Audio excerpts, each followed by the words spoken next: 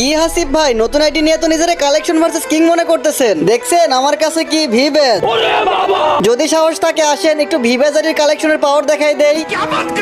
আরে সাকিব ভাই, আপনার কাছে ভিভেজ আইডি আছে বলে কি আমাকে চ্যালেঞ্জ করতেছেন? আরে ভাই চ্যালেঞ্জ করার কি আছে, আজ পর্যন্ত আমাকে কালেকশন ভার্সেস করে কেউ হারাইতে পারে নাই, আর আপনিও পারবেন না। আচ্ছা ঠিক আছে ভাই, আমি যদি জিততে পারি তাহলে কি পাবো?